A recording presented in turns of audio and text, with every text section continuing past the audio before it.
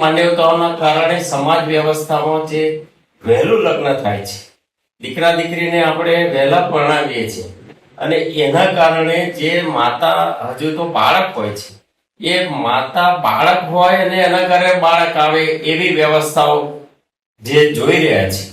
એક આંકડો મને હમણાં જ આપણા એક પ્રાંત અધિકારી સુરજભાઈને મેં કહ્યું હતું કે ભાઈ આપણે એક અભ્યાસ કરો કે કેટલી દીકરીઓ આમ સરકારી 18 વર્ષની ઉંમરે માતા બને છે, પણ કેટલી દીકરીઓ 18 વર્ષ પહેલા માતા બની જાય છે.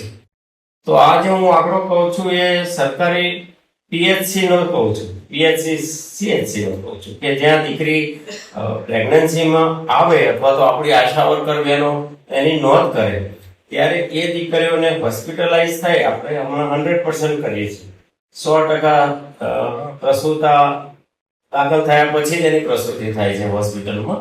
ત્યારે એ આંકડો હું ખાલી એક મહેમદાવાદ તાલુકાનો કહું, માન્ય ધારાસભ્ય કે આપણે ત્યાં કેટલાક ગામડા એવા છે મહેમદાવાદના, એ ગામડાઓમાં એક આંકડો એવો આવ્યો કે 17 વર્ષથી ઉંમરે ગર્ભ ધારણ કરતી હોય એ દીકરીઓ કેટલી છે તો 17 છે, 17 18 છે, 18 દીકરીઓ.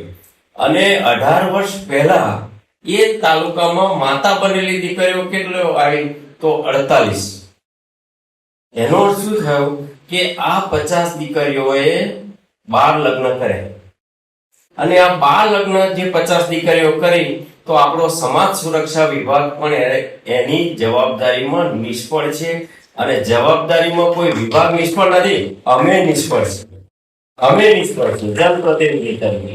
અમે એ સંદેશો નીચે સુધી પહોંચાડી શક્યા નથી અથવા તો લોક નેતા તરીકે લોક કેળવણી આપી શક્યા નથી કે તમે તમારી દીકરીનું 12 લગ્ન કરીને અહિત કરીને. એટલે આખી ચેન છે.